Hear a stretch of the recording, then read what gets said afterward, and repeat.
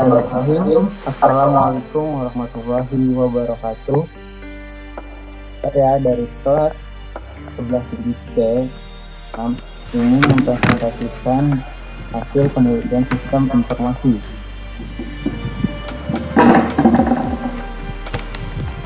Dengan berjudul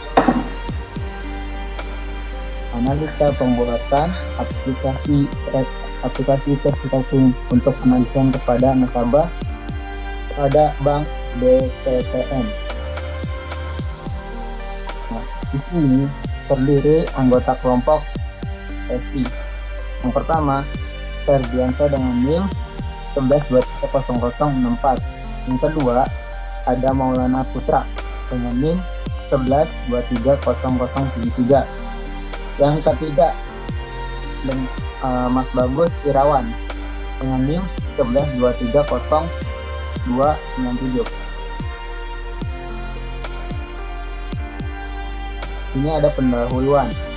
Pendahuluan adalah dalam konteks penagihan kepada debitur, penting untuk memiliki sistem yang efektif dalam melacak dan mengelola arus kas.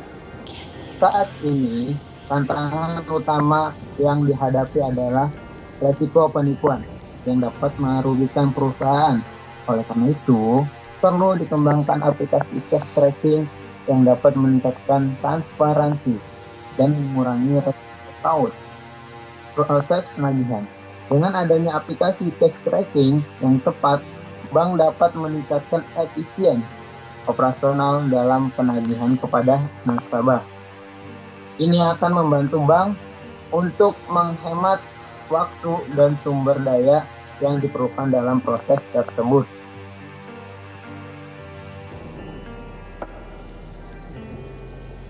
Di sini ada rumusan masalah. Yang pertama, bagaimana meningkatkan efisien dalam melacak pembayaran dari debitur? Yang kedua, apa solusi yang tepat untuk mengurangi potensi takut dalam proses penagihan? Yang ketiga, bagaimana memastikan keakuratan data transaksi dan pelacakan pembayaran? Yang keempat, apakah ada metode yang dapat mempermudah identifikasi transaksi yang mencurigakan? Yang kelima, bagaimana memastikan integrasi yang lancar dengan sistem penagihan yang sudah ada? Untuk selanjutnya akan dipresentasikan oleh rekan saya, Bagus Irawan. Waktu dan tempat kami persilakan. Ya, selanjutnya ada identifikasi masalah. Yang pertama, kurangnya transparansi dalam pelacakan pembayaran menyebabkan potensi kehilangan dana. Yang kedua, resiko tinggi terkait penipuan atau kecurangan dalam pelaporan pembayaran. Ketiga, ketidakakuratan data transaksi dapat mengakibatkan kesalahan dalam penagihan. Keempat, kesulitan dalam mengidentifikasi pola transaksi yang mencurigakan secara cepat. Dan kelima, keterbatasan integrasi antara sistem penagihan yang ada dengan pelacak pembayaran. Selanjutnya, metode pembahasan.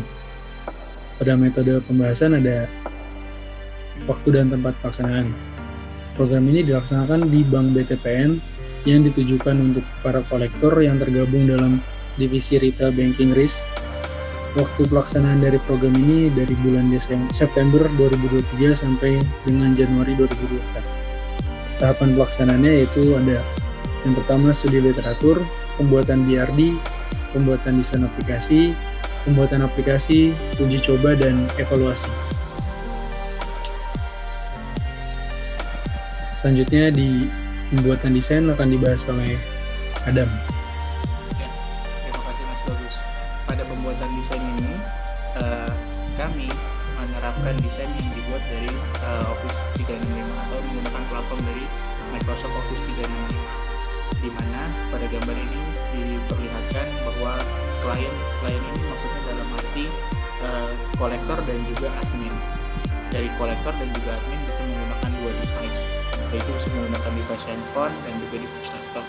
Nah, aplikasi ini dibangun menggunakan dua platform yang disediakan oleh Office 365, yaitu Power Apps sebagai UI-nya atau sebagai front end-nya, dan Power Automate sebagai back end-nya. serta SharePoint ini sebagai data source atau sebagai penyimpanan datanya atau database-nya.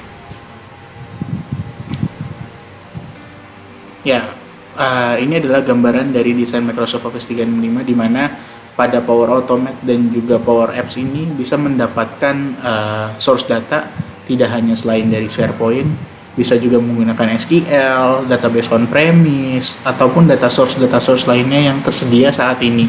Jadi tidak terpaku menggunakan SharePoint saja, tapi bisa dikembangkan untuk bisa menggunakan data source lainnya seperti DB lainnya juga.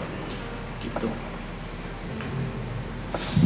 Nah, ini adalah desain antarmuka. Tampilan ini sebenarnya lebih khusus untuk tampilan kolektornya. Jadi di sini tuh pada tampilan menu store,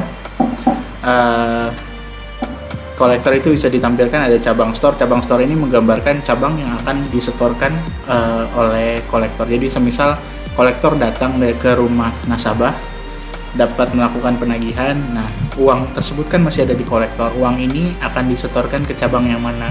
Nah, pada pilihan cabang store ini adalah kita bisa memilih cabang yang paling dekat selama masih dalam satu area terdaftarnya kolektor. Data penerima ini lebih khusus untuk nama debiturnya. Nah, ada data penyetor. Kenapa ada nama data penerima dan data penyetor? Data penerima ini lebih khusus untuk nasabahnya yang mempunyai pinjaman di BTPN. Nah, untuk data penyetor ini lebih ke arah dari sisi ketika kolektor datang ke rumah nasabah, penyetor itu bukan hanya nasabah, bisa juga anak, bisa juga tetangga, bisa juga kerabat, dimana yang pada saat kita tagih belum tentu nasabahnya memang ada di rumah, jadi bisa diwakilkan oleh penyetor. Dalam khusus ini bisa kerabat dan lain-lain. Kita juga mendapat detail datanya di sini.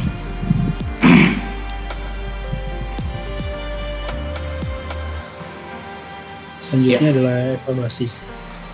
Pada tahap evaluasi dilaksanakan setelah teknologi aplikasi cash tracking diterapkan dalam penagihan kepada nasabah bank BTPN. Memeriksa apakah aplikasi cash tracking dapat meningkatkan ketepatan dan kecepatan proses penagihan dalam mengumpulkan umpan balik dari aplikasi, baik dari internal maupun nasabah. Terkait dengan interface pengguna, navigasi dan pemahaman fungsi aplikasi baik dari segi stabilan jaringan dan kestabilan aplikasi. Menilai apakah implementasi teknologi ini mematuhi semua regulasi dan kebijakan yang berlaku dalam industri perbankan.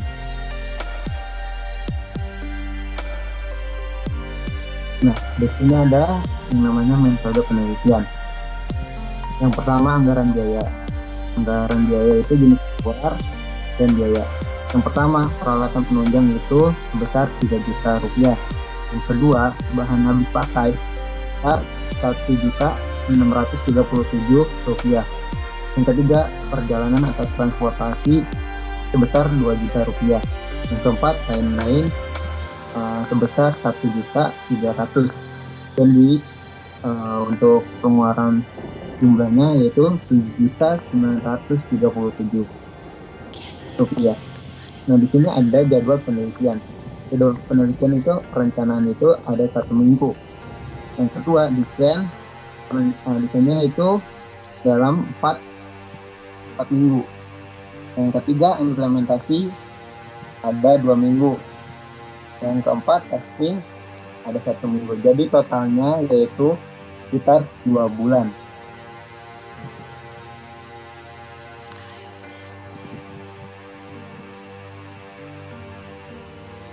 Cukup sekian dari kelompok saya. Kurang lebihnya mohon maaf. Assalamualaikum warahmatullahi wabarakatuh.